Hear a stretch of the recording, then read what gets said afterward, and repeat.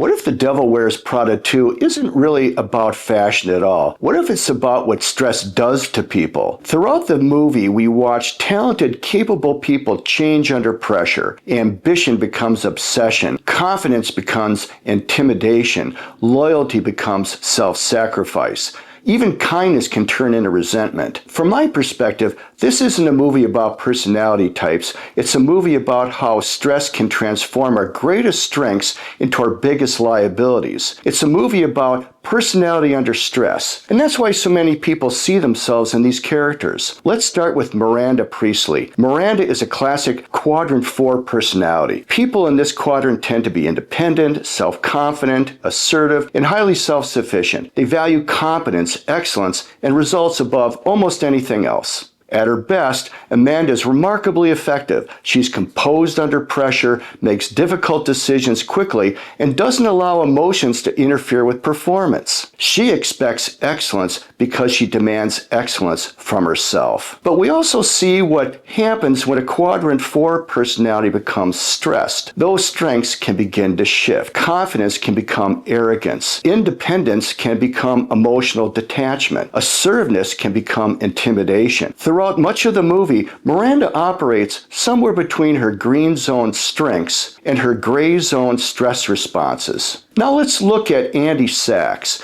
At the beginning of the movie, Andy is almost the opposite of Miranda. Andy is primarily a quadrant 2 personality. Quadrant 2 individuals are caring, supportive, relationship-oriented, humble, and cooperative. They tend to value connection over achievement and authenticity over status. When Andy enters Miranda's world, she initially struggles because she's trying to function in a system built around values that are very different from her own. What makes Andy's character so interesting is that she gradually develops qualities from quadrant 4. She becomes more confident, more assertive, more decisive, and more independent. Many viewers think the movie is about Andy becoming like Miranda. I don't think that's actually what happens.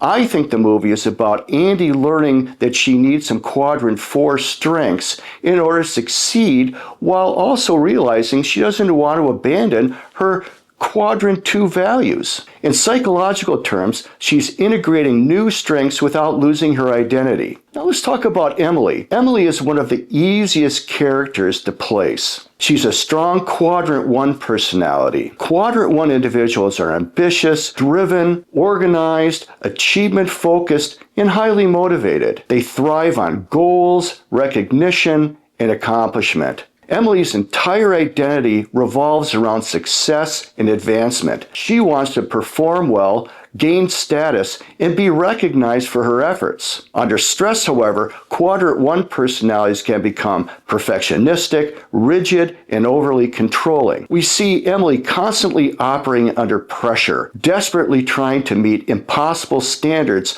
while fearing failure. Then there's Nigel. Nigel is probably the healthiest and most balanced character in the movie. He combines quadrant 1 enthusiasm and ambition with quadrant 2 warmth and supportiveness. He's creative, passionate, talented, and genuinely invested in helping Andy succeed. Unlike many of the other characters, Nigel has found a way to pursue achievement without completely sacrificing relationships. And that's part of why audiences love him. What I found interesting about Devil Wears Prada is that the central conflict isn't really between good and bad people. It's between different value systems.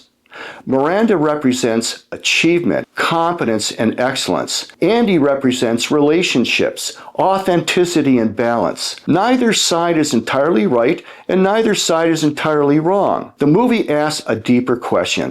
How much success are you willing to pursue before it starts costing you the things that matter most? And that's why this movie continues to resonate with people years later. It's not really about fashion. It's about figuring out who you are and what you value and how you grow without losing yourself in the process. Do you agree with this character analysis? Let me know in the comments. If you're curious to see which quadrant you belong to, take the InnerScience Personality Report today by clicking the link in the bio.